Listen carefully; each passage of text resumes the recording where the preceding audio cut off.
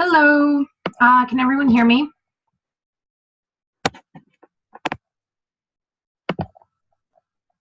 Awesome, okay.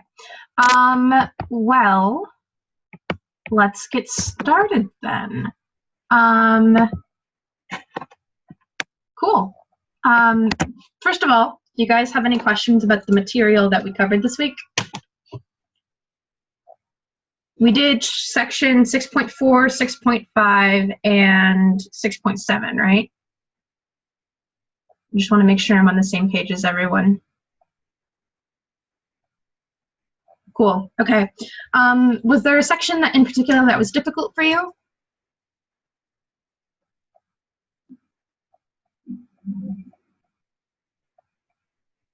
The last section? Yeah, so integration by parts is probably one of the more difficult things that you guys are going to be doing in this class.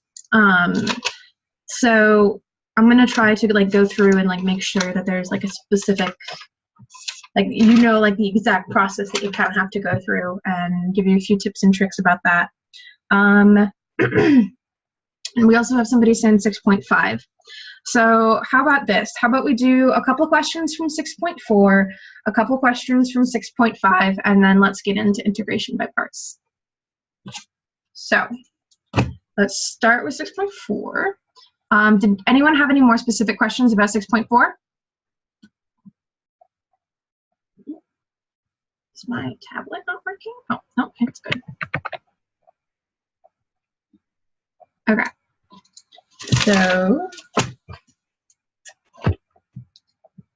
this is page 310, and let's do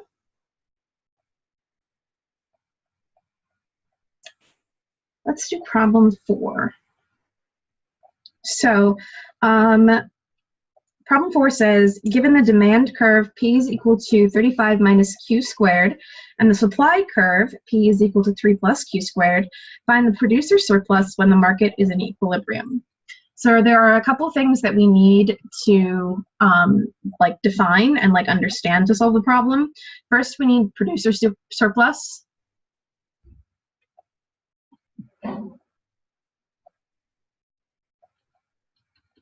And then we need equilibrium.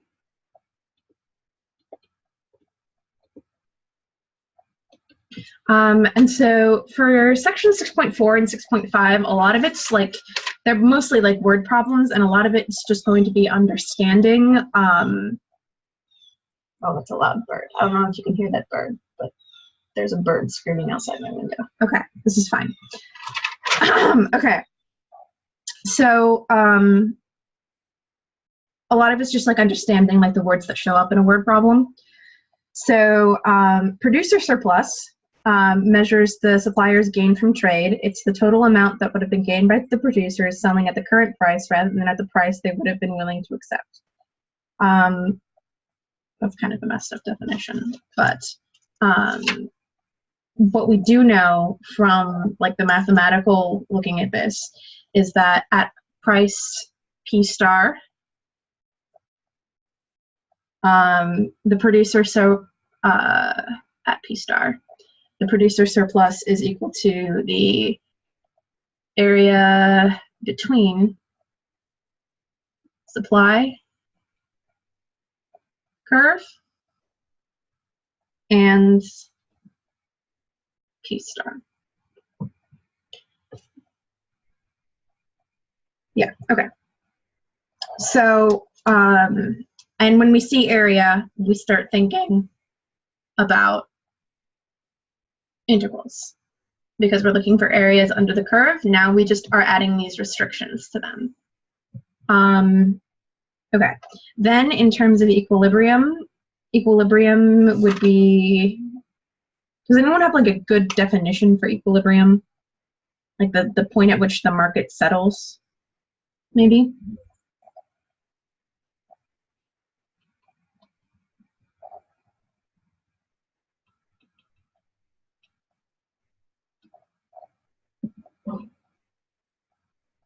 Okay, so that's the point where we have P star and Q star. So a quantity Q star is going to sell for a price of P star each. So what we're going to do is we're going to start off by, in order to solve this problem, to find when the market is at equilibrium, when the producer surplus and the market is at equilibrium, we need these equilibrium values, P star and Q star. So to do that, we're going to set these equal to each other. We have these two equations. P is equal to 35 minus Q squared. P is equal to 3 plus Q squared. And because these are both P, we can set these equal to one another. So we have 35 minus Q squared plus, or excuse me, equals 3 plus Q squared. So this is just a linear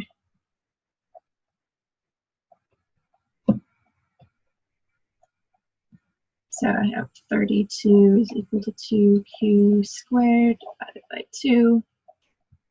16 is equal to Q squared. So Q is equal to plus or minus 4. We are only going to be concerned with plus 4 because we're dealing with a word problem that doesn't allow us to really have like negative numbers. So we're really only concerned with the positive 4. Okay. So in order to find the producer surplus, we need to have the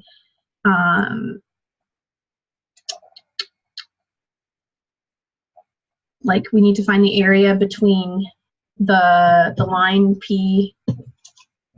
Should we draw this? No, we don't need to draw it.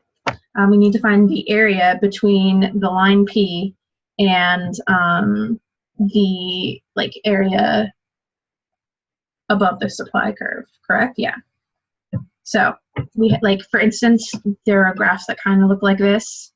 If this is our supply curve and this is our demand curve, then this is the area we're looking for, right? Because this is P star and this is the supply curve. So that is our producer surplus. Okay. So in order to do that, we are going to do this. We are going to take P star times Q star. Oh, you just take the square root of both sides.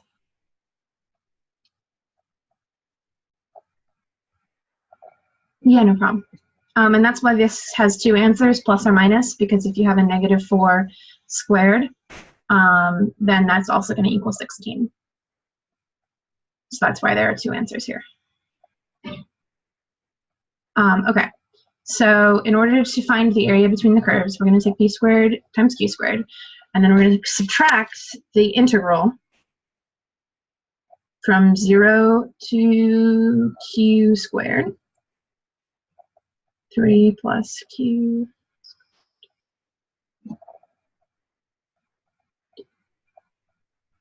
Q. Okay, so help me interpret this integral. What does this integral mean? When you guys are trying to look at this integral and find what's going on.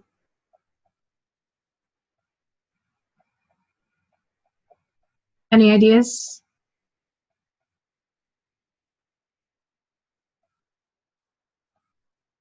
It's this is probably one of the more important skills in this section, and in 6.5, is kind of looking at a mathematical concept and relating it to the word in the word problem.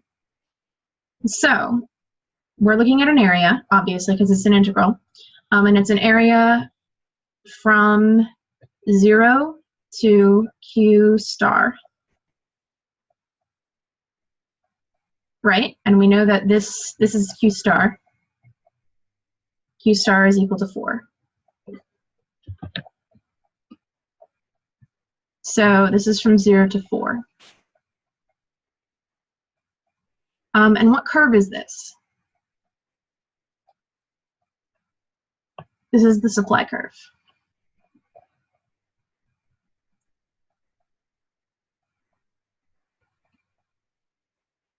because it was given to us in the earlier part of the words. This is demand, and this is supply.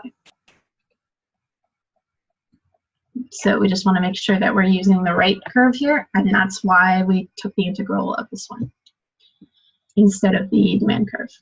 Okay, so in terms of actually solving this problem, let's do this. We know that, well, we're going to have to find P star. So if P star is equal to 3 plus Q star squared, right? So P star is equal to 3 plus 16, so P star is equal to 19. Okay. All right, so we're going to start solving this problem. We're going to say this is 19 times 4, this part, minus the integral from 0 to 4 of 3 plus Q squared dq. Let me track down a calculator really quick. And what is the solution to that integral, guys?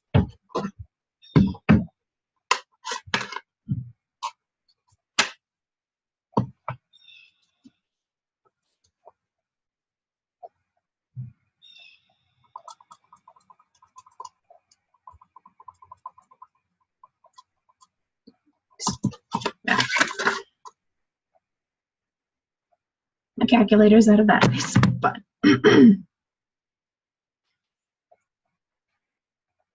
okay, yeah, that's the whole answer. I think, yeah. So when we get down to this bottom here, we're going to end up with 42 2/3. You're right. So my calculator's out of batteries, so I can't put this through, but it's going to be 19 times 4 minus, and then here we have 3Q plus 1 over 3Q to the third from 0 to 4. And so we're just going to solve that like we would any definite integral.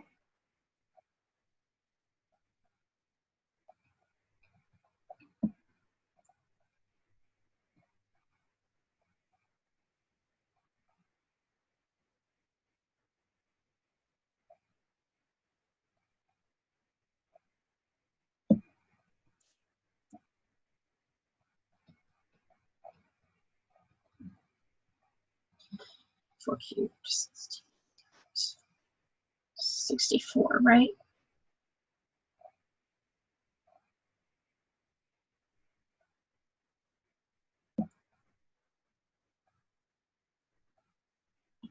Anyway, so basically we're just doing simplification until we reach that point. So, does anyone have any questions about this problem?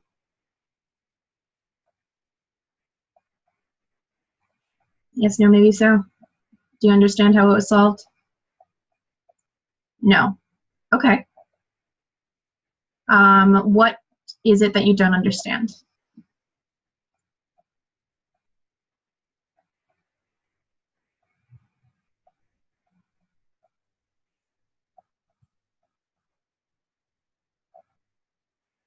Oh, okay, you don't have any questions. Okay, cool. Okay, awesome. All right, let's move on. Let's do problem 6, which is pretty similar to problem 4. We're going to use the same kind of techniques, and then we'll move on to 6.5. Okay, so here we are, 6.4 page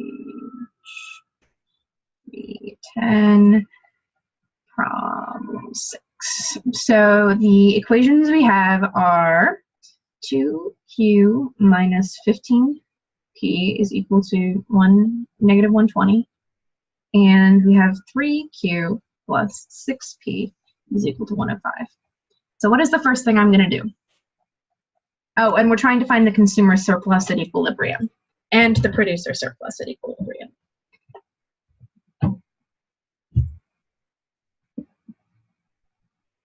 There are many acceptable answers to the first thing that I'm going to do. So give me something to do.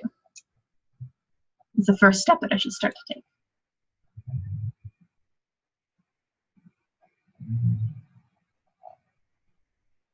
Yep, there we go. Solve the linear equation.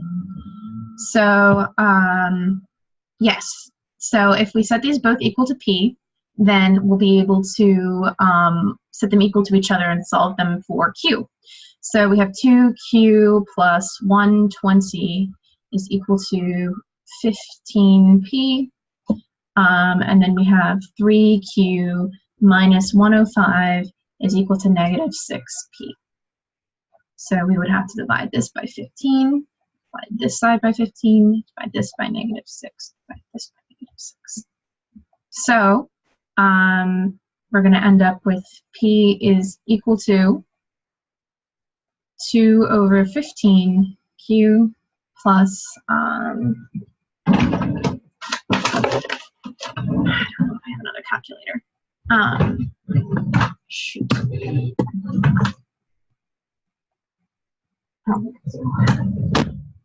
Okay. Well, I guess. But, okay. 15.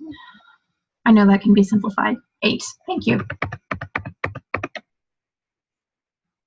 And so this is also equal to negative 1/2 q plus 105 divided by 6. And so we can solve for q.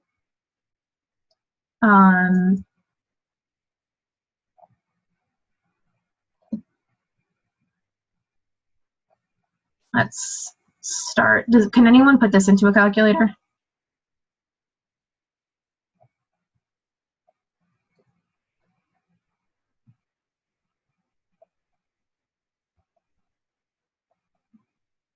So this is 17.5. Let's subtract 8 from both sides. So this is going to be, what, 9.5?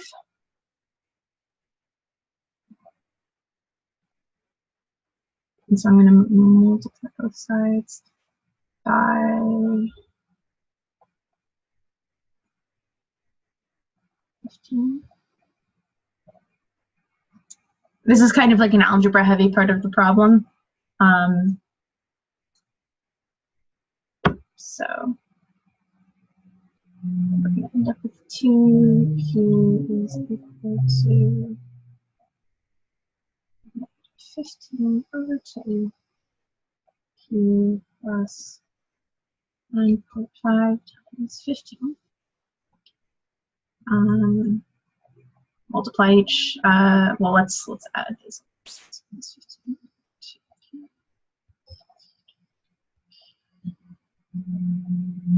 So this is actually going to be 4 over 2.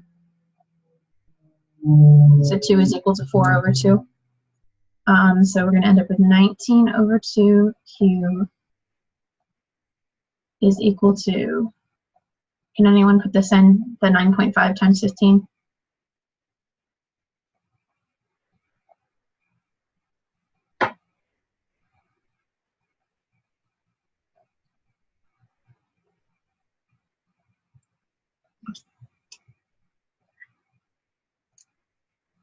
$142.5, and then we're going to just multiply both sides by 2 over 19.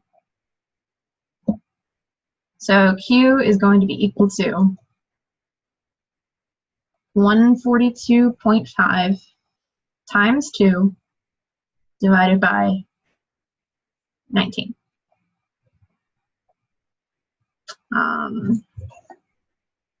Which we can put into a calculator to find out exactly what q is equal to at q star.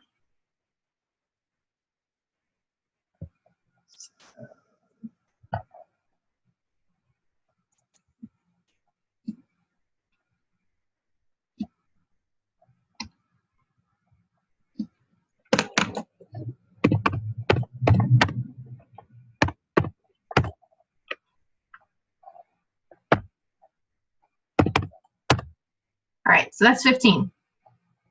Took us a hot minute to get there, but it's 15. And again, you can solve this by solving for P or solving for Q. Either will work just to solve the system of linear equations. So just wanted to let you know. All right, so I'm going to clear all of this and rewrite this. So here we have Q star is equal to 15. Now we need to find P star. So we know that P star, or rather, they want to differentiate it from Q. So Q is a variable. Like Q can be anything. Like say I have a graph and what's on the bottom? Q, yeah. So this is like the Q axis. So I could have Q is equal to 1 and I can have some P. Q is equal to 4 and have some other P. Q is equal to 10 and have some other P. So Q varies. But Q star, if we have like a specific like set of equations, is always going to be the same. And so Q star is like a number because it's only at the equilibrium point. Yeah. So a lot of times they'll just like add something up here to like differentiate it from something else if you've got like a number versus like a variable. So yeah. Oh, the question, by the way, for those listening in later, I don't think you guys can see the chat. The question is, why do they call it Q star? Okay. So here we have P star. We're going to do 15 P star is equal to 2 Q star plus 120.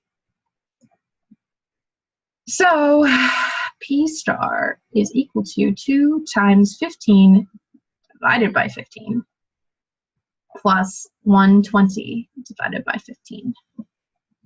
P star is equal to 2 plus 120 over 15. We just did this. Was this 8? I think it was 8.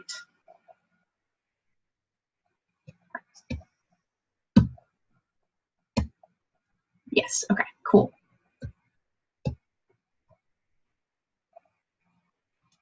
So P star is equal to 10. All right. So now that we have P star and Q star, what should we do next? I think it would be helpful to visualize this, so I think we should draw a graph. We don't need to for this question, but because these are lines, it's a really good way to like visualize like what's going on, and hopefully it will make understanding the problem a little bit easier. So let's do Q is equal to, here, let's do this in color code. So when Q, and this is going to be the, which one is the supply? Demand. So this is going to be demand.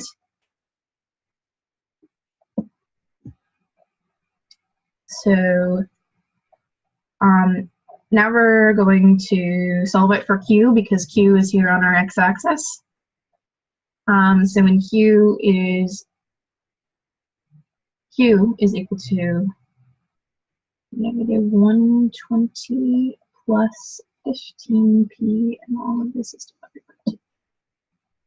So Q equals 60 plus 7. Why am I solving for Q? This is foolish. If Q is our analog to our x, then what we want to solve for is y, or in this case, p. I was just being foolish. So p is equal to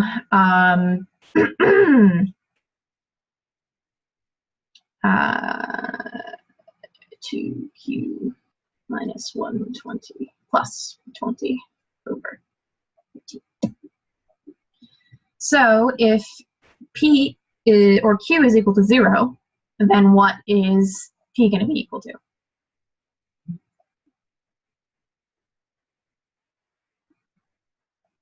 8. So this is 2 times 0 plus 120 divided by 15 is 8. And here's going to be our slope curve.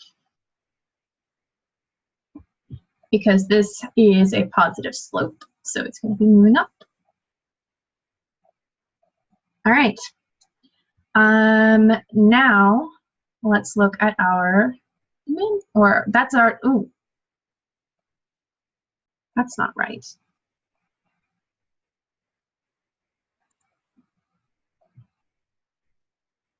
That, I guess they didn't put it in order, but that's fine. So that's actually supply. It's got to be supply because it's going up.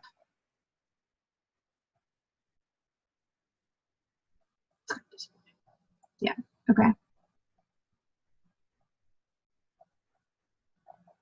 Because as price goes down, supply will go up. So this is the supply curve.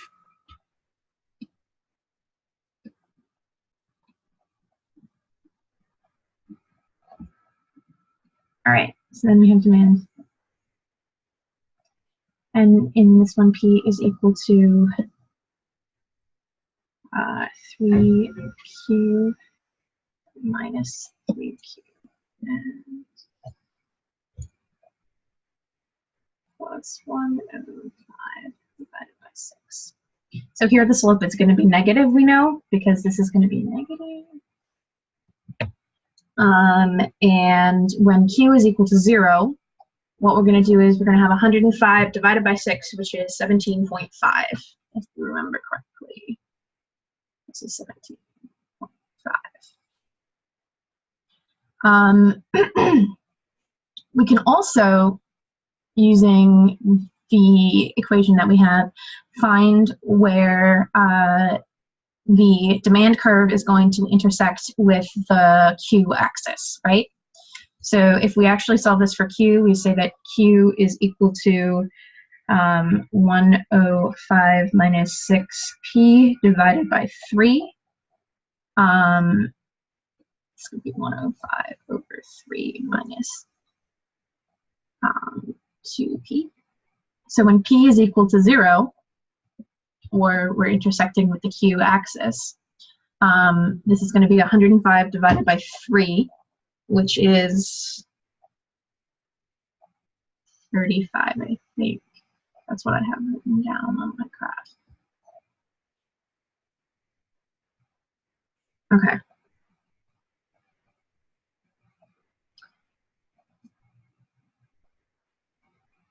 All right, so there is a little bit of a sketch of these curves.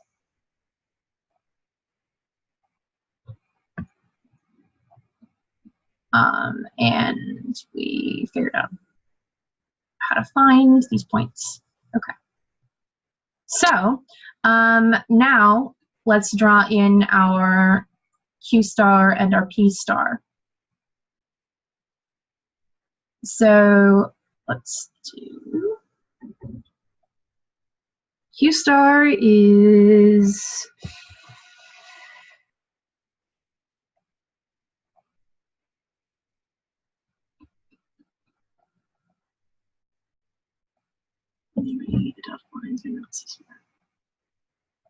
okay. So this is going to be Q star, and this is going to be P star, because this is our equilibrium point right there where they intersect. So this is going to be 15, and this is going to be 10.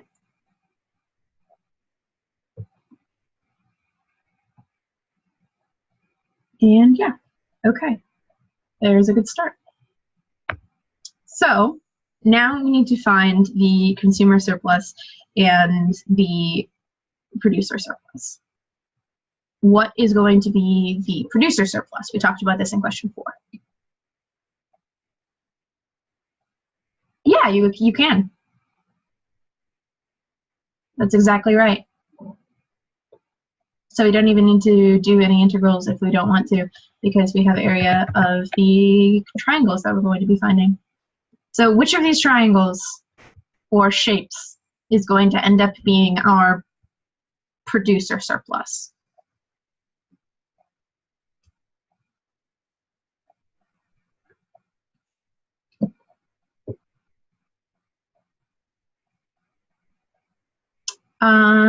This one?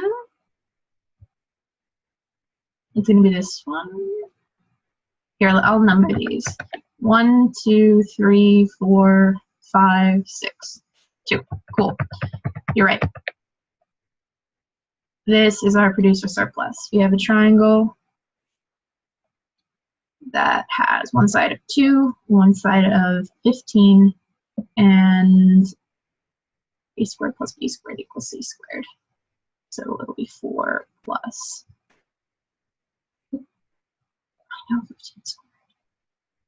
I don't know 15 squared. That's fine.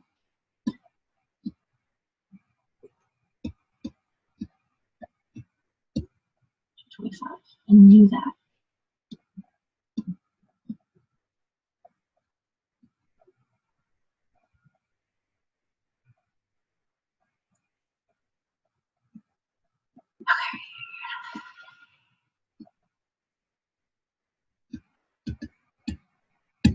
All right, so 15.13. That's what this is. Actually, why do we need that? We don't need that. We're solving for the area of a triangle. So it's 1/2 base times height. So we have our base, we have our height. We don't need the length of the hypotenuse. Oh, I'm sorry, I'm a little out of it today. Yes, the area is 15. So the area of that triangle is the producer surplus. So producer surplus is equal to 15. Okay, so then let's find the consumer surplus.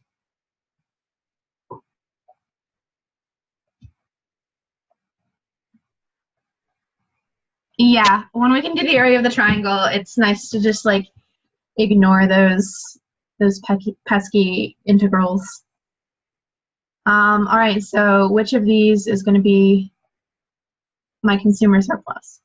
2. Yep. There's my consumer surplus. I have a triangle that looks like this. This is 15. This is 7.5. So it's going to be 1/2 times 7.5 times 15. And that doesn't look like 15. There we go. So this is going to be 6.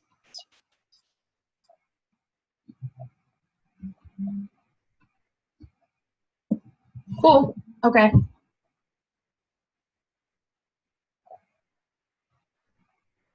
There we are. Okay. Any questions about this problem or any other about this section?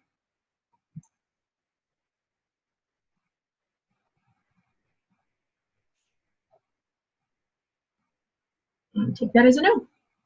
Cool. All right, let's do a couple from 16.5. Okay. So let's start with problem 2. So this is 6, or not 16.5, 6.5. 5. This is page 314. Let's do problems 2. And let's do problem 8. Do you think these problems are like a good example of ones that you guys are having problems with in 6.5? Like, are there any problems in 6.5 that you guys didn't understand when you were trying to do like the homework or something?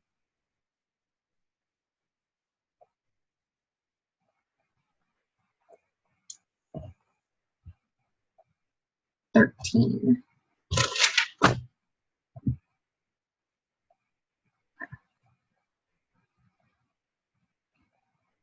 All right. So Let's start with number 2. So find the present and future values of an income stream of $12,000 a year for 20 years. The interest rate is, excuse me, the interest rate is 6%, compounded continuously. All right, so where am I going to start? 15.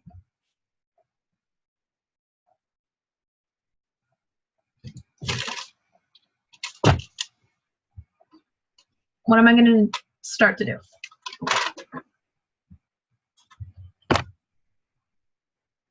Identify S, that's a good plan. All right, so what is S? S is the rate. Yeah, so S is the rate at which payments are made. So an income stream of $12,000 per year means that S is going to be $12,000 a year. And then what am I going to do to solve this problem?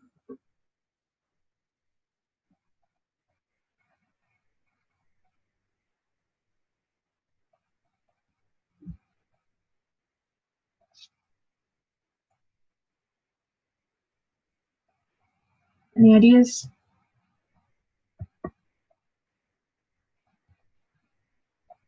Yes, no, maybe so.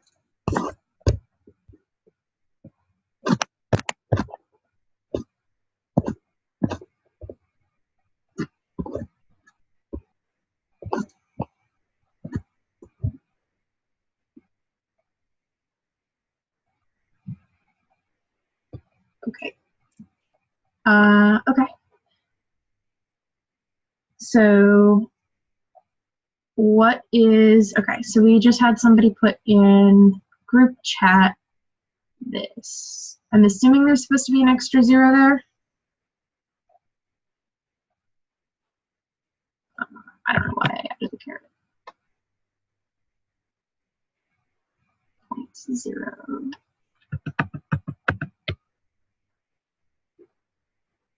Yes, so we know our interest rate is 6%. Is this supposed to be there?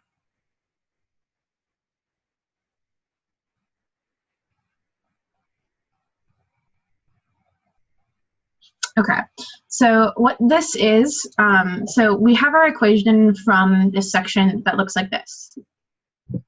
Not that, that's not what it looks like. It looks like the present value is equal to the integral from 0 to m, so m is in years, it's time, s of t, e to the negative r t dt. So we are taking this integral with respect to time, and we have this interest rate. And so what this is it's a function when it's written like this, and it can be a function when like when you're solving other types of problems. But in this case, because we're just adding $12 a year, this is S of t. So this is the addition of this is the addition of $12,000 per year. So it is with respect to time, so this t doesn't need to be there. Because that would imply that 12,000 is the name of this function, or we're multiplying it by t, which is going to give us the wrong answer. So we're going to end up with 12,000 e 12,000 e to the 0.06t, and this is the integral from 0 to m dt. All right, so this is going to be fun to solve. Is it negative?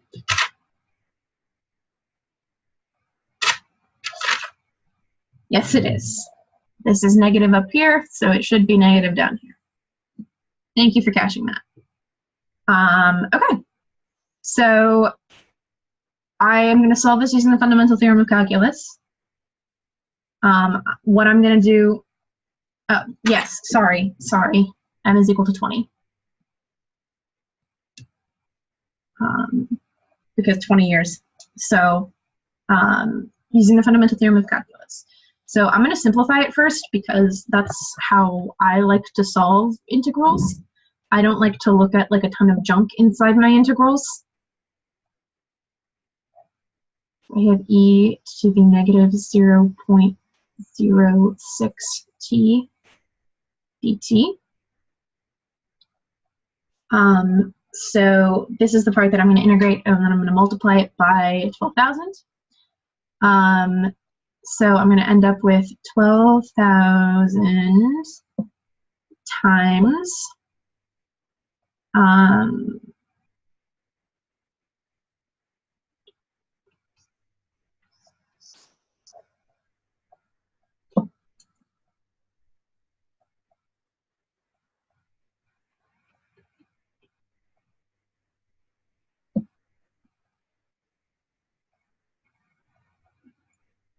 all right.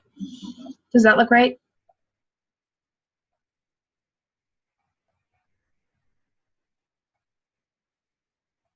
Yes. Okay, cool. So now we're going to have to do some algebra finagling. So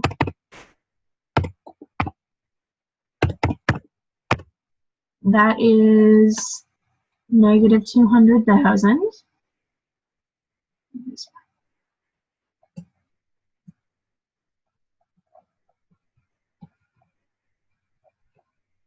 E to negative 0.06t from 0 to 20.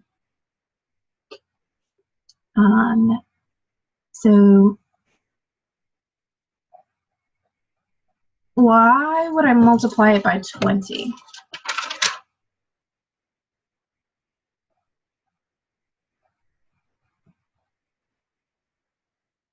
Yeah, I'm going to be plugging in t for 20.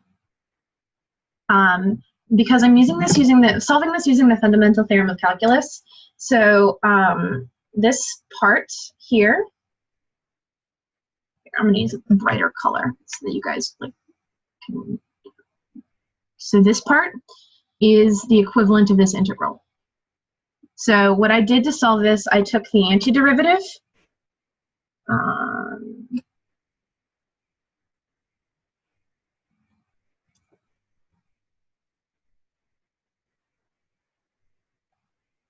So the antiderivative of what was inside this integral, but I do still need to evaluate it on the scale of 0 to 20 if I want to find the answer. So what I'm going to do is, because I know that the integral of f of t is equal to, from a to b, is equal to f of b minus f of a. That's the fundamental theorem. And this is the antiderivative. So I have my antiderivative. I didn't mean to cross that out. I have my antiderivative. My antiderivative, and then I have my time scale. So I'm going to use this information to solve it using fundamental theorem. So what I'm going to do is I'm going to say that this is negative 200,000 times e to negative 0.06 times 20 minus negative 200,000 e to the 0, right? So this is going to turn into a plus. E to the 0 is equal to 1. So to simplify it, oh, I just multiplied these two things together. 12,000 divided by negative 0.06. So because this is such a tiny number on the bottom, it's going to make this really big. Okay. So negative, sorry, I keep having, I'm using Google as my calculator now. I really need to, okay. So this is 0.06. It's 1.2 in, this is negative 200,000 e to the negative 1.2 plus 200,000 Okay, do you guys see kind of what's happening here? How we're going to end up with an answer? Is this answer going to be positive or negative, first of all? It's going to be positive. And the reason that is because here we have a negative sign in the E. So this is going to be less than 1 because it's 1 over E to the 1.2. So it's going to make this negative number smaller, and we're going to have a smallish negative number that we're adding to this positive number. So we're going to end up with a positive number overall. That's not going to be as large as 200,000, but it's going to like represent the growth over time. So back to the calculator, we have E to the, where is my 1.2, negative 1.2.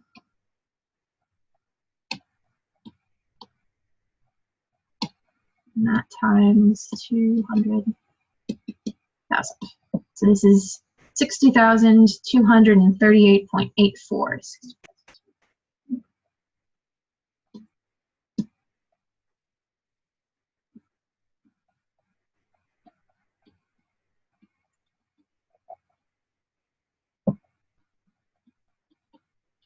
So I'm going to add 200,000 to that.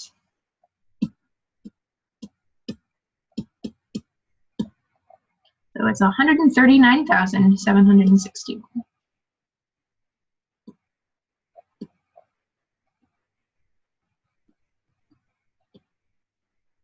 And then some decimal points. All right, we did it. Everybody okay with that?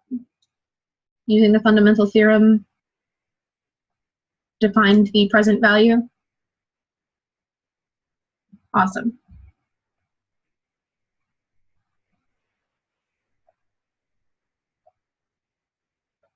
Cool. Yes. Give me a second, and then we will move on to problem 15.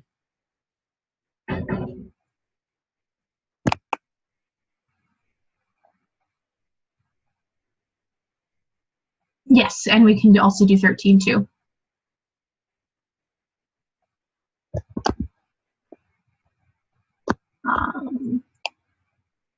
Sorry, I'm just looking at something. I want to make sure that I solve this problem in the same way.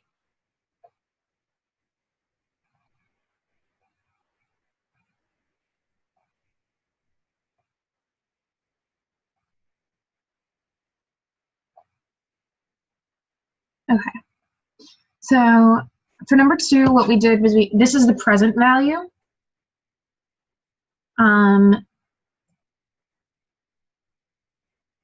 So let's clear. We're still doing number 6 right now. So the present value is equal to 139,761. And so then we also need to find the future value, not for future.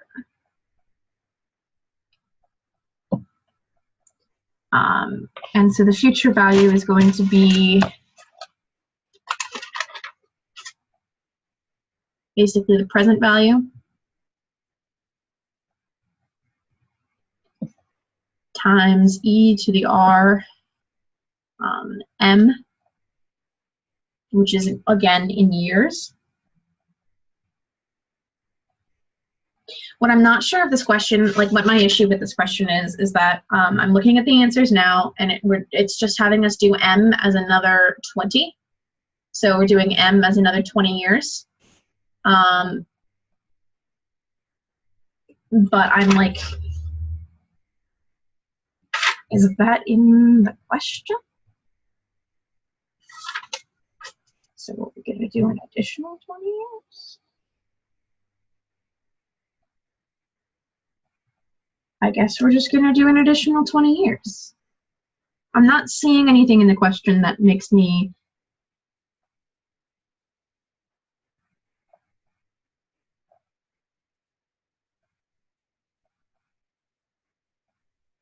positive. Okay. Okay. Does anyone have any insights on this? I'm trying to like understand why they're asking for the present value and the future value in such a way, and why m equals 20 here, because I was, shoot.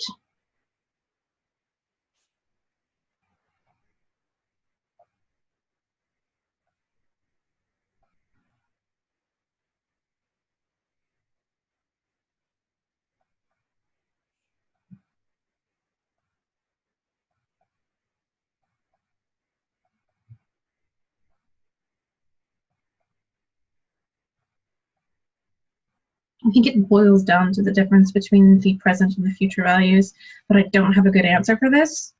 So I'm going to have to take a rain check on answering this question, the one that I asked myself, which unfortunately probably screwed with you, which is not what I intended, and I'm sorry.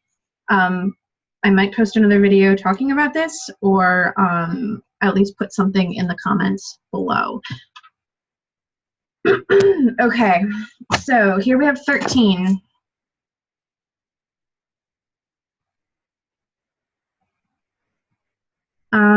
So a bank account earns 10% interest, compounded continuously.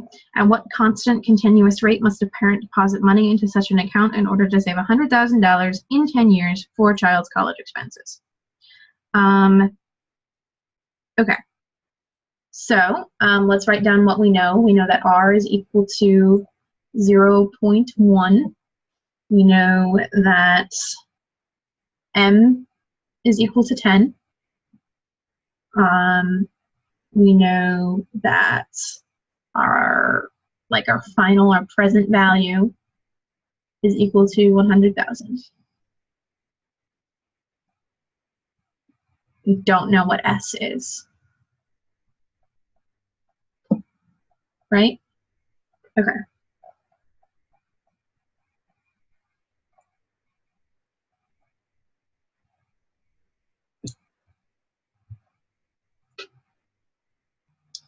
So let's set this up.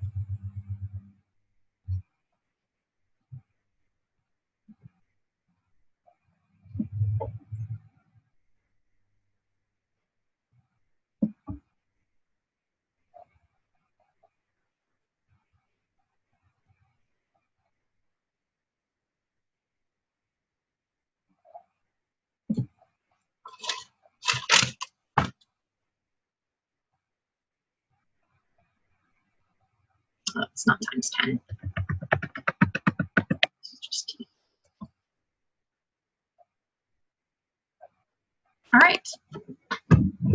So this is obviously in a different form than you guys. Is the issue that you're coming across working with this here?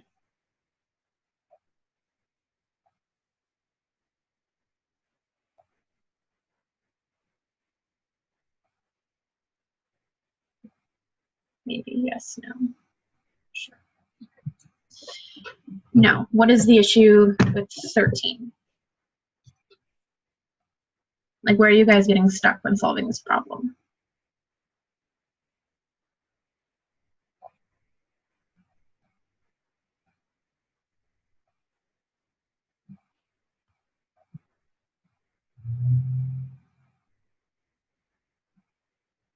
Okay. Well, what we have right now is we have an equation, and it's got an integral in it, which is not exactly fun, but what we have is an equation where we have one missing variable.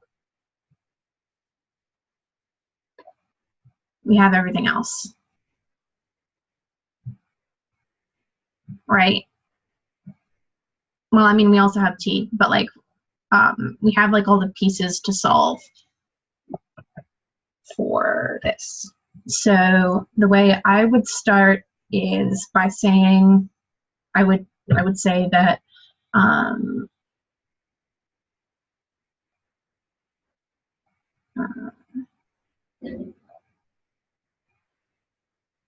let's see, we're going to say that S of t is constant, correct? Because we're doing it at a constant continuous rate. So I think by definition, S of t is a number, right? So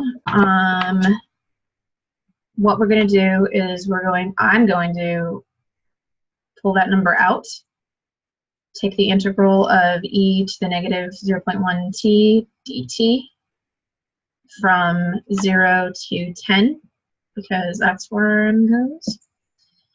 So we have S of t is equal to, or not equal to, times e to the, this is 1 negative 0.1. So that's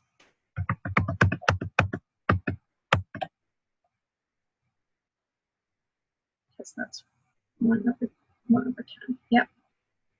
E to the negative 1.61 t from 10 to from 0 to 10. And all of this is equal to 100,000.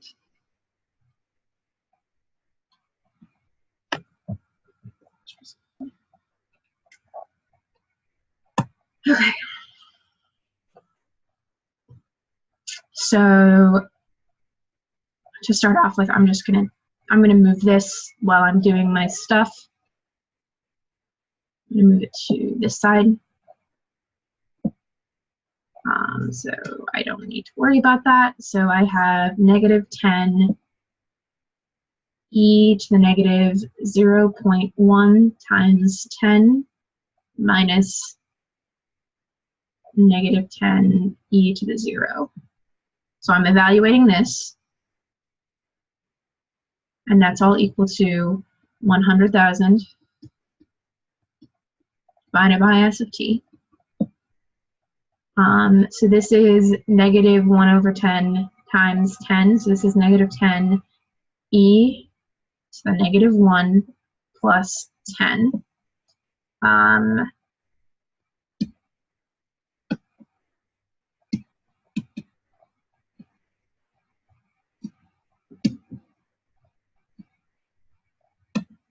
E to the negative 1.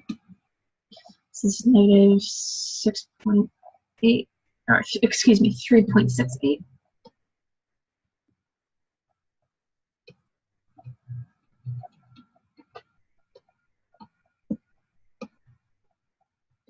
So 6.312.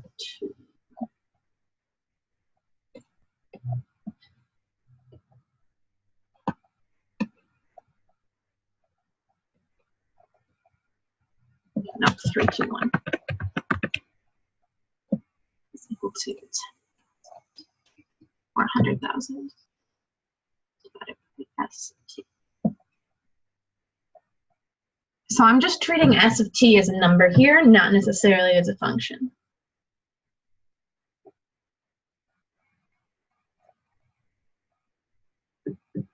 So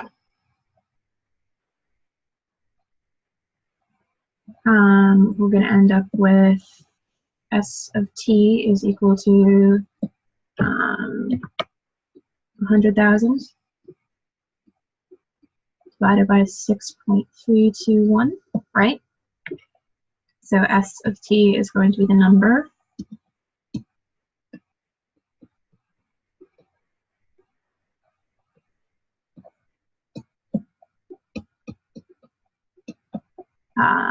15,820.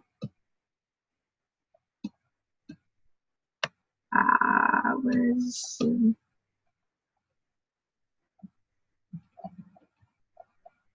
okay.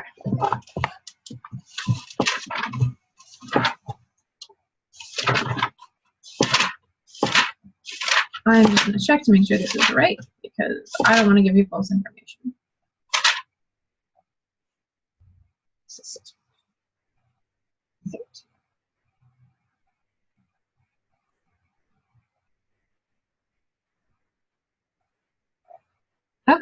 Well, that's not what the book has. So there was a problem. And I don't know if it was a calculator problem or a solving problem, which is not good. Okay. Can you guys give me a minute to check on this problem? And then we can reconvene in just a little bit. Is that okay? Okay. All right. So I just read the group chat. And you're right. That is the way. Okay. Okay. Whew. Sorry, I'm so sorry. Now I have to find my pen. Okay. So, yes, you are right. So we're going to first find the answer to part B, and then we're going to use it to find the answer to part A. All right? So for part B, what we're asked for is if a parent decides to deposit a lump sum now in order to attain the goal of $10,000 in 10 or $100,000 in 10 years, how much must be deposited now? So we are going to start with finding out what the present value is, because our future value is going to be $100,000. So if our future equals 100,000, we're finding a present now.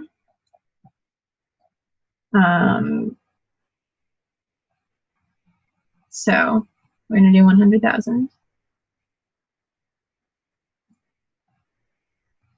is equal to the deposit, which is going to be B, e to the negative 0.1 t, right? Yeah, okay. So our B is going to end up being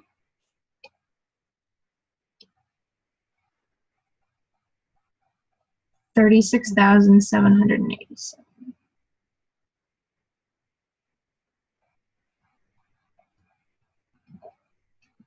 So basically what we did here is we isolated B.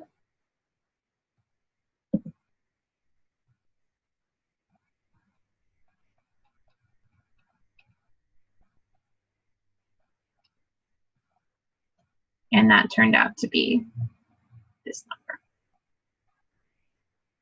Okay. So this is actually the number that is in the lump sum. So if you deposit a lump sum of this amount of money and then let it accumulate interest, you are going to end up with $100,000 in 10 years. So this is the answer to part B. So now let's do A.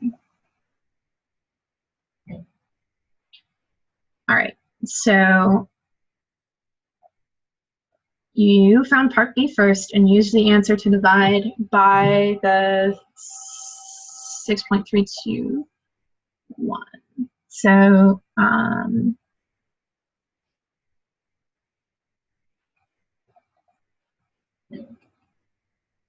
so this is how our group chat is saying that we should do it. That 6.321 came from the integral. Okay. Oh, see? Okay. Whew. Okay. This makes sense. All right, so what we did previously, so I'm going to write this in red, it's not right.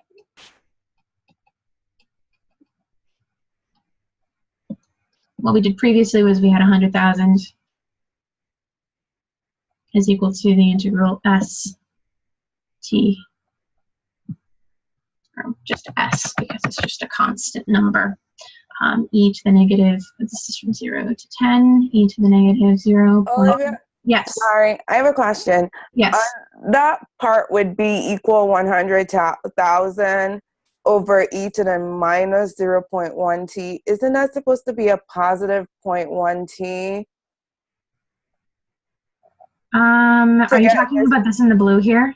Yes, the one in the blue. Okay. So what I just did was divide by both sides. So you could rewrite this also as 1,000 or 100,000 e to the 0.1 t.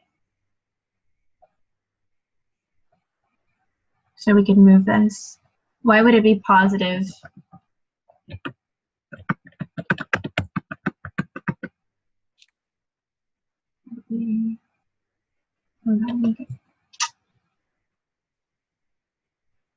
We're talking t is equal to 10.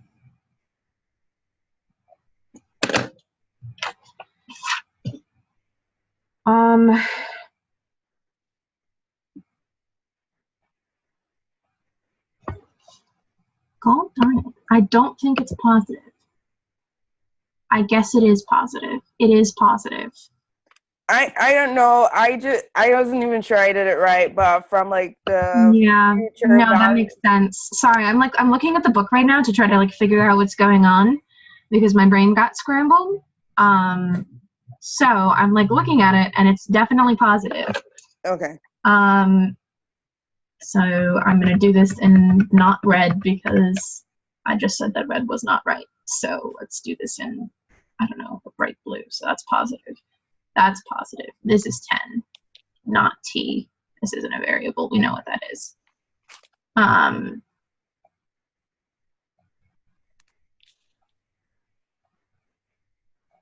Yeah. So this is going to be equal to 10 or 100,000 over e to the 1.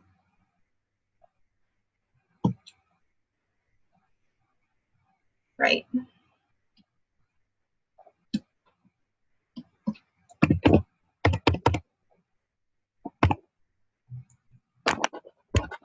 Yeah, it is.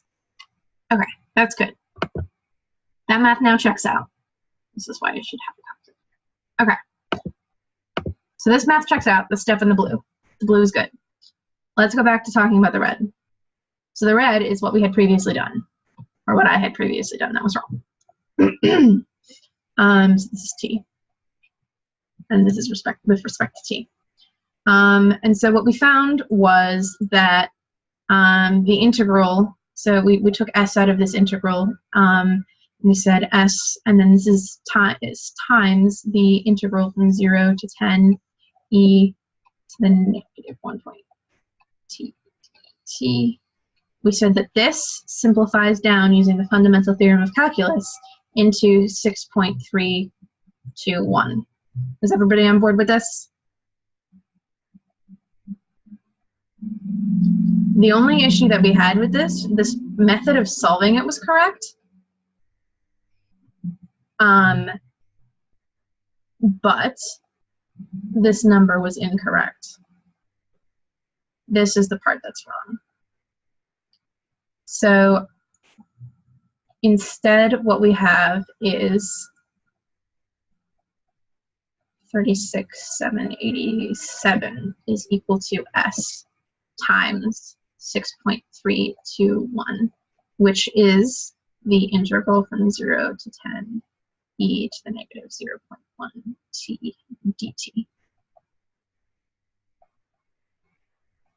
And so s is going to, could we multiply the future value formula and integral value formula, then divide by 1,000?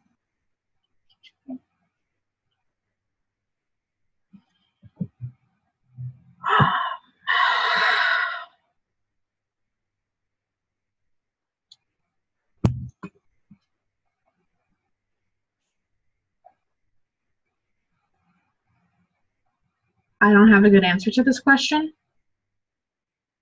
I'm sorry. Okay, so this answer is correct. This is, give me 1 sec to just write this down so we can be done with this part. 5,820.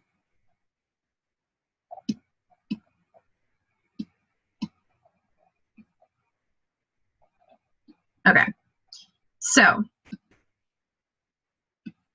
we had the question, could we multiply the future value formula? So the future value formula, future is going to be equal to the present, e to the rm. Of course it's positive. Yeah. Okay, so e to the rm, and present is equal to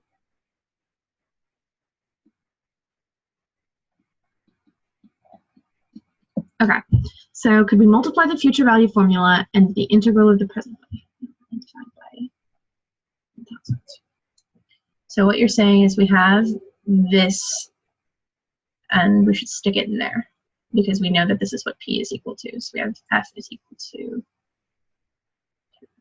MS RT T times E to the RM. So this would turn out to be 100,000 is equal to 6.321, because this we know we can simplify, times S times E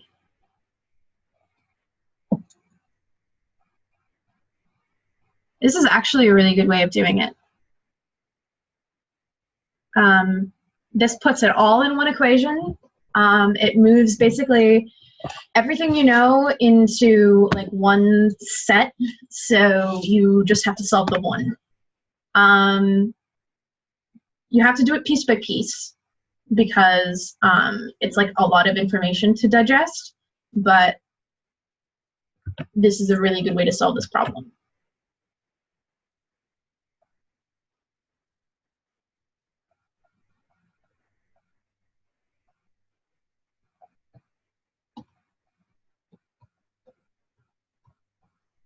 So we know that this breaks down into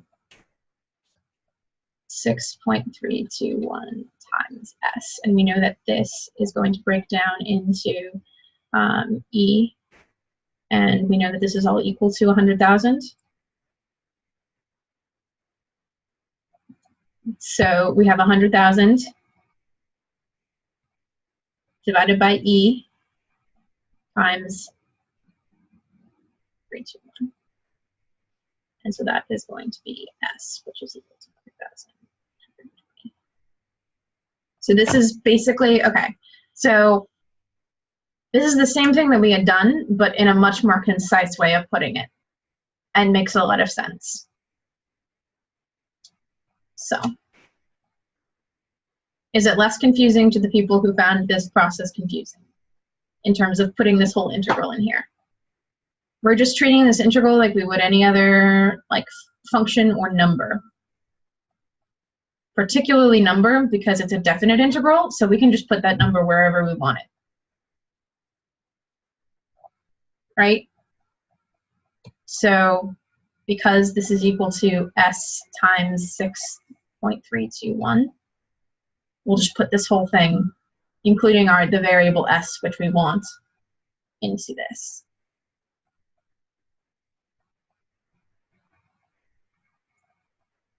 Is this confusing to people right now? I'm sorry I'm not doing a great job of like explaining what's going on.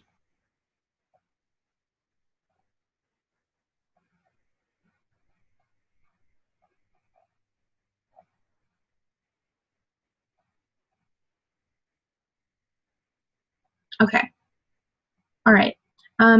We can try 15, but we're running a little like low on time. Would you guys like to do 15, or would you guys like to move on to 6.7? Okay, let's go to 6.7. All right, so integration by parts is actually atrocious. And for the life of me, I cannot understand why they like have you doing it in a week along with some other stuff. I remember when I was doing integration by parts, it was like a month-long experience in class. So I am unsure, like, it can be done. Integration by parts can be done in a week. It's just, I don't know. You just got to do a million practice problems to get really comfortable with what's going on here, and that's really the best way that you're going to be able to do this. So I'm sorry, but it's a time investment.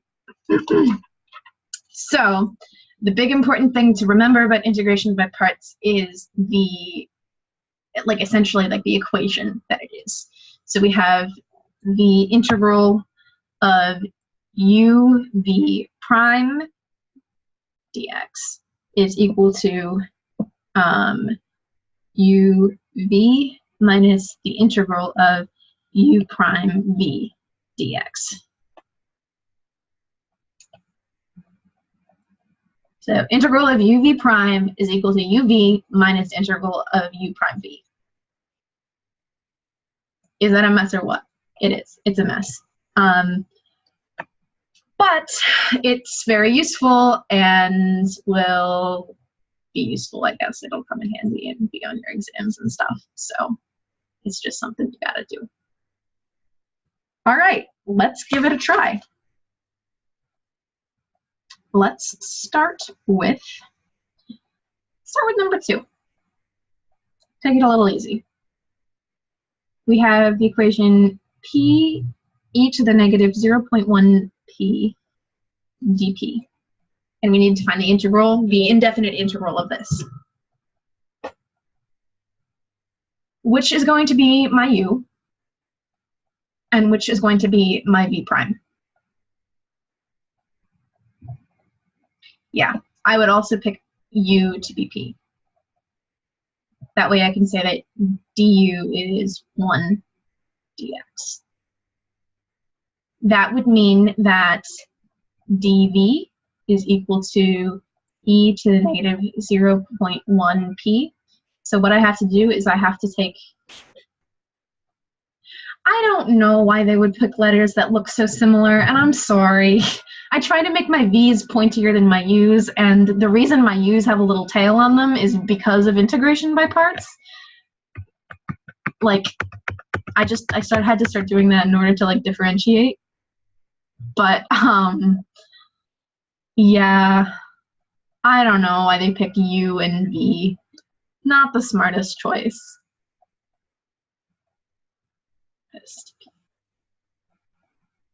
So in order to find what's going on here, what we have to do is take the integral, because we have a derivative. So in order to go backwards, we need the integral. So we need the integral of e to the negative 0.1 p dp. And so v is going to equal negative 10 e to the negative 0.1 p. Is everybody okay with this? So step 1 is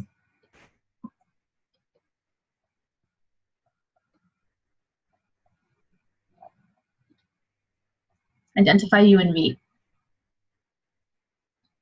or dv. Okay. So here is our u, du. Here is our dv and v. So we have the integral of u v prime dp is going to be p times negative 10 e to the negative 0.1 p minus the integral of negative 10 e to the negative 0.1 p times 1 dp. What a beautiful, beautiful sentence. All right, so this is going to be negative 10 p e to the negative 0.1 p minus the, what I'm going to do is I'm going to move this negative 10 outside, because, like I said, what I like to do with my integrals is get all of the junk I can out of there, because I get confused very easily. So this is going to be plus 10 times the integral e to the negative 0.1 p dp. And then how I have a tendency to write these down is I'll do it kind of like staggered, so because I don't want to rewrite like this part. So I'm just going to say this is plus 10 times, and this is going to be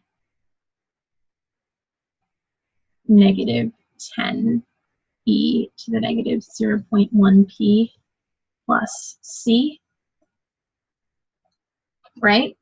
So this is what I have written down, so I'm going to use this to just like write out my final answer, which is going to be negative 10 p e to the negative 0.1 p minus 100 e to the negative 0.1 p plus c.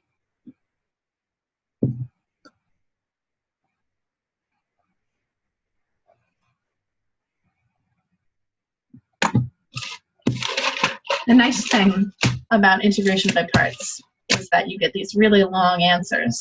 Isn't that wonderful? Don't you guys love this? Okay. Did everybody follow me? Cool. Would you guys like to try another one? Let's do it. Okay. So now let's do problem 12. All right. So we have integral.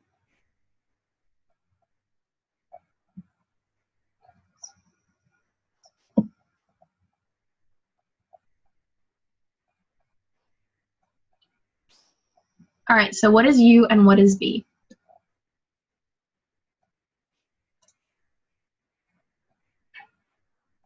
Yes. So du is going to be 1 over x dx. And then dv is equal to x to the negative 2. V is going to be equal to negative x to the negative 1. All right. So let's put this where it needs to go. We have ln x times negative x to the negative 1 minus the integral of x to the negative 2. Nope, that's not right. This is x to the negative 1 again. And 1 over x dx. Or rather, times x to the negative 1 dx. So let's rewrite this again. We'll do negative ln x over x plus the integral 1 over x times 1 over x dx plus the integral 1 over x squared dx. I write it out in fractions because it's easier for me to multiply them together looking at it like this. Honestly, like whatever form you do it in is fine. It can be in this exponential form or it can be in this fraction form as long as they're the same thing, because they are the same thing. Just like make sure you don't like get mixed up when you're switching back and forth. All right, so this is 1 over x squared. So this is going to be minus x to the negative 1. So my final answer is going to be negative ln x over x minus 1 over x plus c.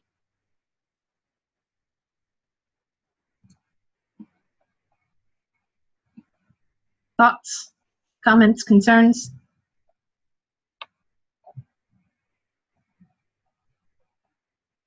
Okay.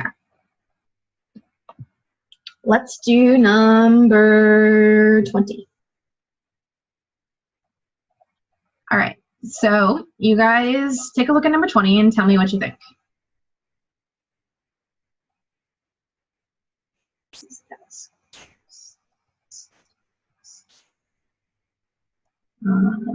This is a definite integral. It's from 3 to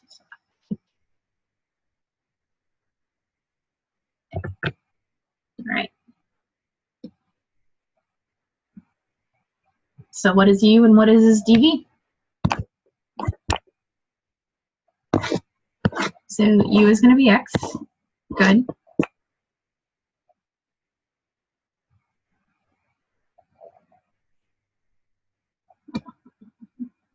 Where did I see that? Okay. So u is equal to x. Here, I'll do another color again.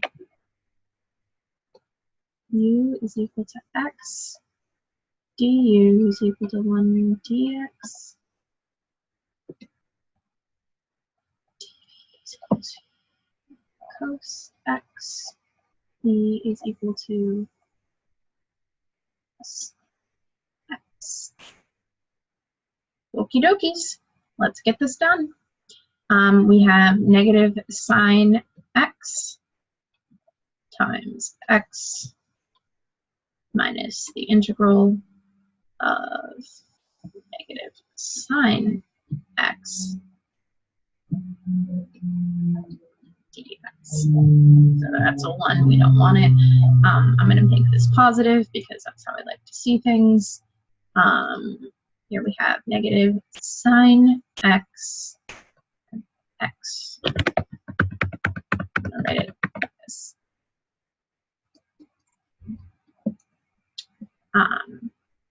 And I do it like this because I tend to not do parentheses around my x's when they're in trigonometric functions, just because I'm lazy probably, but I don't want to get myself confused into thinking that this x belongs inside when it doesn't.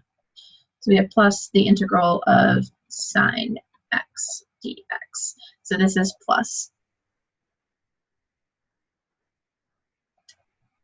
Yes. So if I were to take, it should not be negative. It's not going to be negative, actually. So this is going to be positive. So this is going to be positive, and this is also going to be negative here. So I'm going to do that negative. But yeah, so if we have a cosine, here, I'll do it.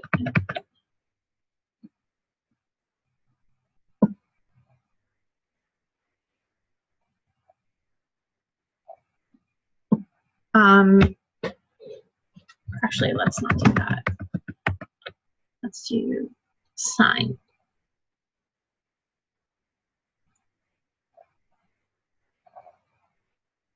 Right? And then we're going to circle back. And so the integral of the cosine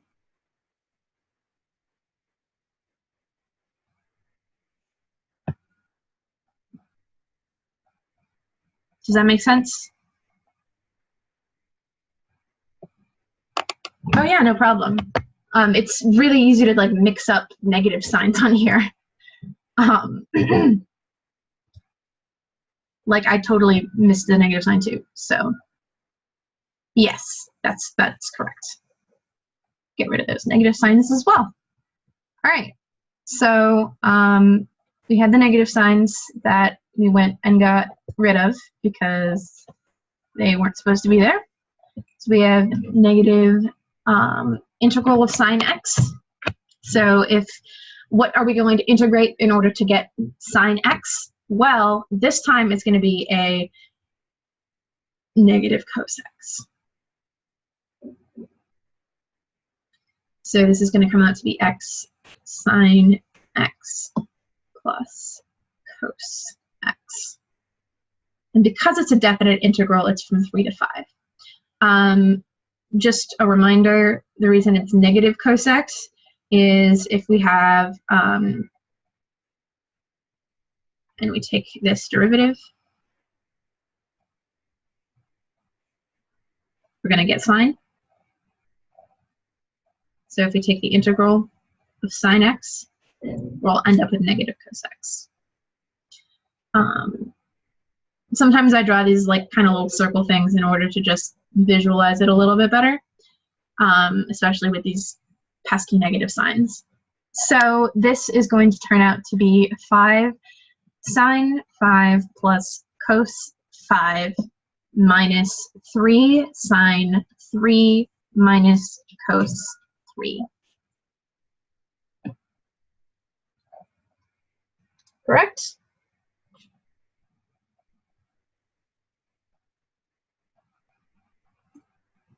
Yes. So you can put this all into a calculator. Yeah, of course. Okay. So we have a request to do number 18 as well. So you can put this all into a calculator and you'll end up with some number. It's time consuming and we've solved problems. I'm not going to do it, but that's what you do to get a number. All right. 18. Let's do this.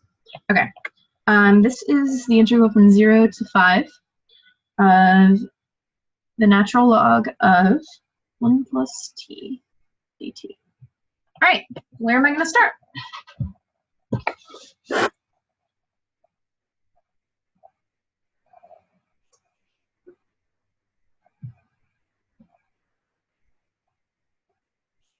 Ln of what?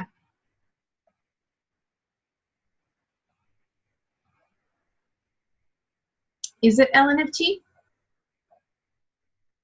The function is the natural log of 1 plus t. So the thing with this problem is that you're not going to be doing use substitution right away.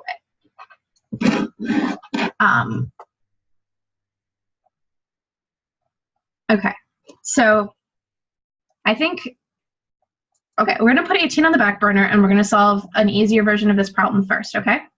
Is that okay?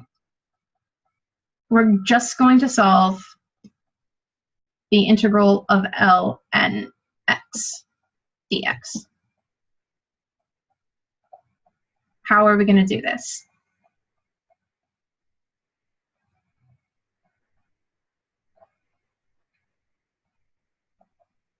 Yeah, okay, so, okay. U is equal to ln x, so du is going to be equal to 1 over x. What is dv? Yes, exactly. This confused the heck out of me when I first was learning this. dv is just going to equal dx. dv is 1, so v is going to be equal to x. And I am personally very disturbed by this occurring, but it's what happens. So what we're going to do is, did you guys talk about this in like a video or something? With like Kasha or?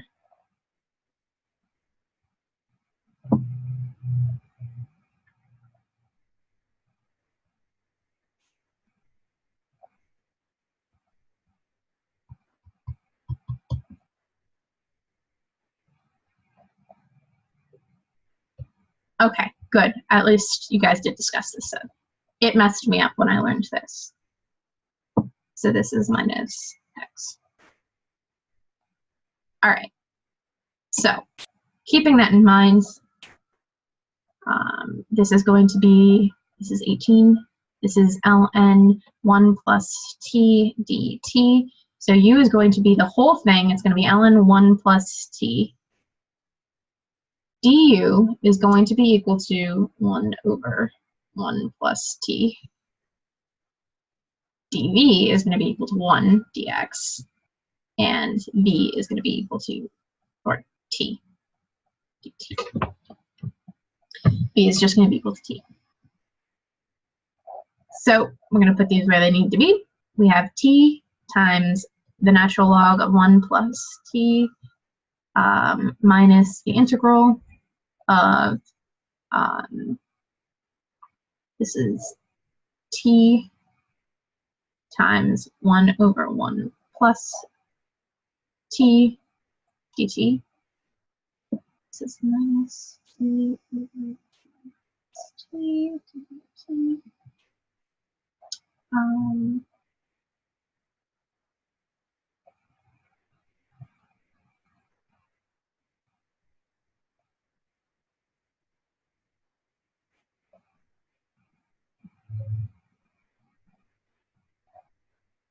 Okay. This is not squared, so you're not using computers. Okay.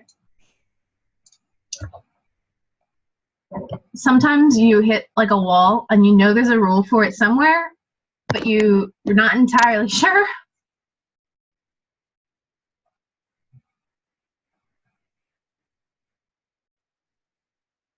Did I do this right?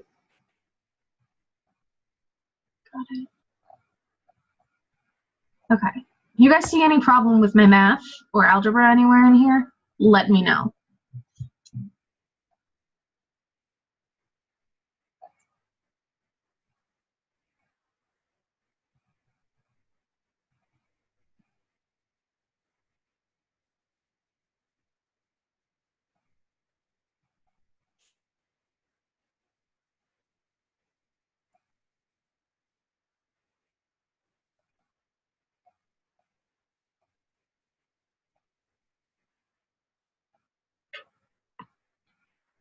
Oh, for the love of goodness.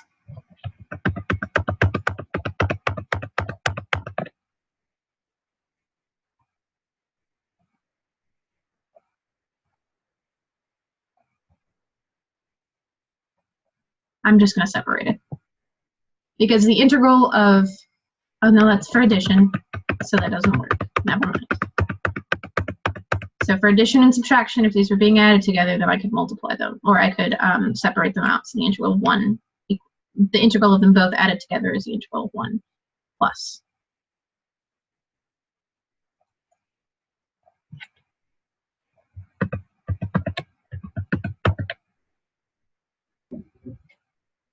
Oh my gosh.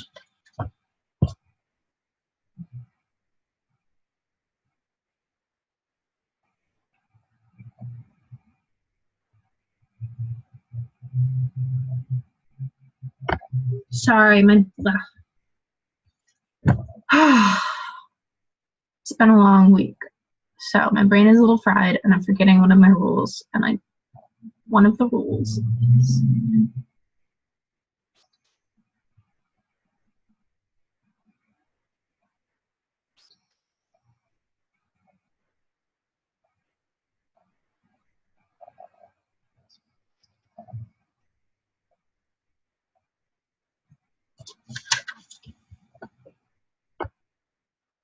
oh my goodness. Okay.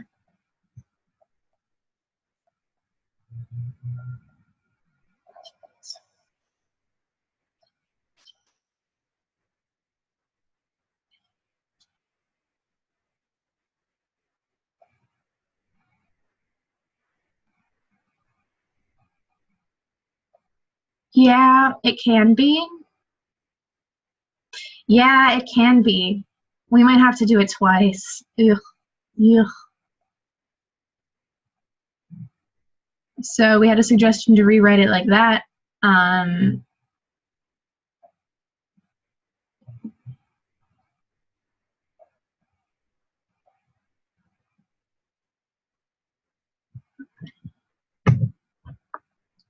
What would we do in this case?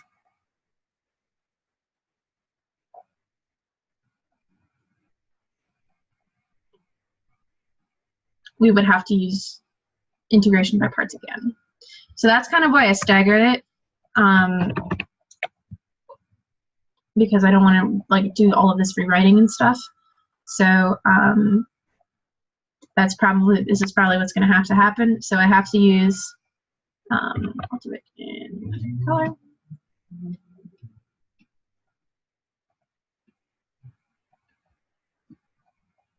So we're going to do this again. So U is going to equal u is equal to t, and du is equal to 1 if dv is equal to 1 over 1 plus t, d or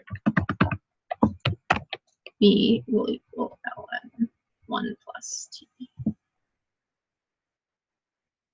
So this is equal to minus the quantity t ln 1 plus t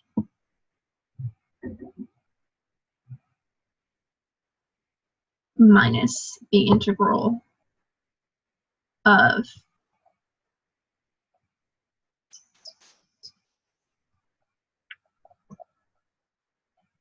can't do that.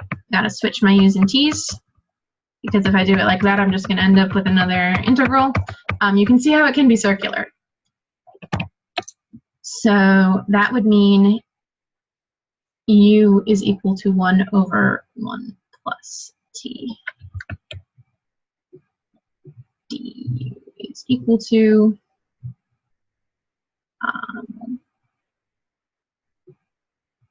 negative 1 plus t to the negative 2. To that derivative, dv is equal to t. V is going to be equal to 1/2 t squared. Okay, so let's do it again. Let's do 1 over 1 plus t times 1 over 2t squared minus the integral. And this is going to be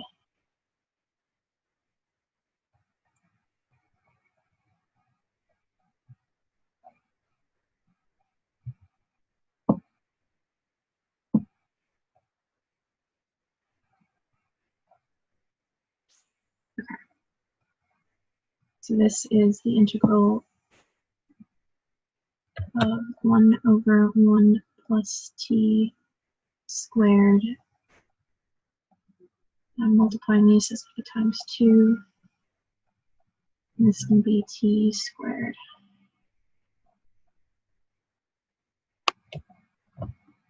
Okay.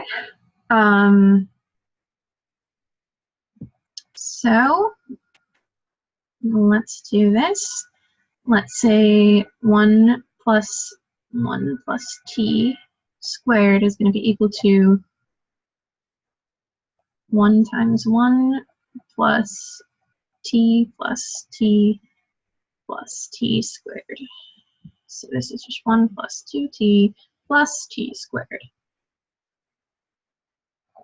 times 2.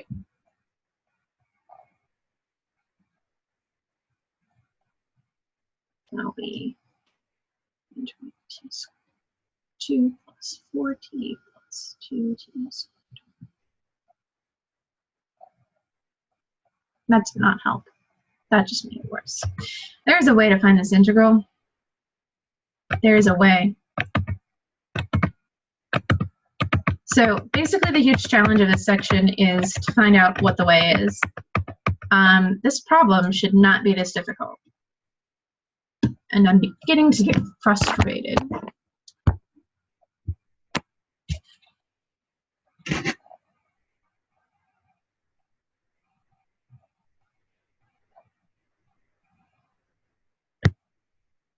You know what? This is fine. We're just going to do u sub.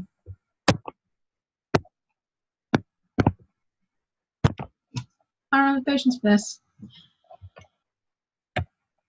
All right. So we're going to approach this in a little bit of a different way. We're going to say that this is the integral of ln x, where x is equal to 1 plus t, right? So I'm just going to say that x is equal to 1 plus t. And then I'm going to find ln x, and I'm going to put all of my x's kind of back where they should be. So u is equal to x, du is equal to 1. ln x, geez Louise. Du is equal to 1 over x. dv is equal to 1.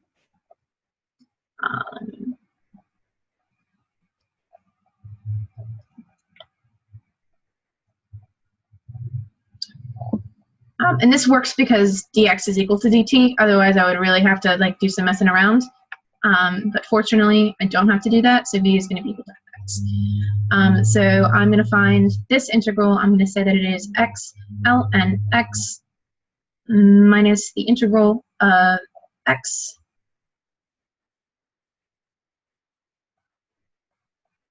times 1 over x dx. So this is going to be x ln x minus the integral of 1 .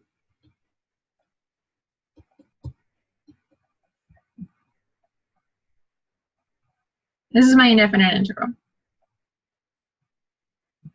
Then I'm going to say that x is equal to 1 plus t, and I want the integral from, what do I want it from? 0 to 5.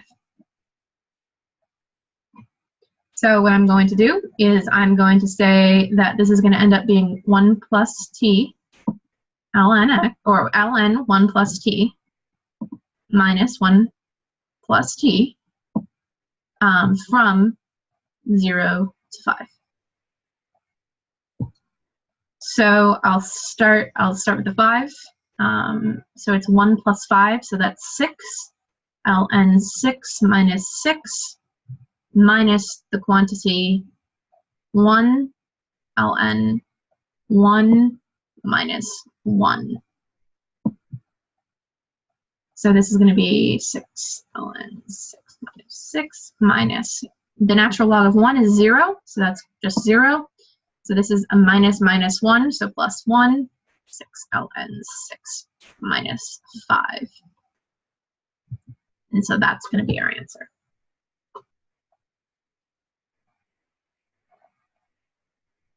Do you see how I did that substitution?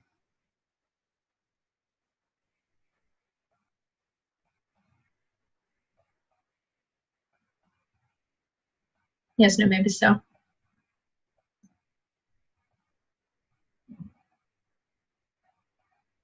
Cool. Okay. Are there any more questions? Like I said regarding integration by parts, the best thing for you guys to do is just to do as many problems as you can. So, kind of sucks, but it's what you got to do. Okay.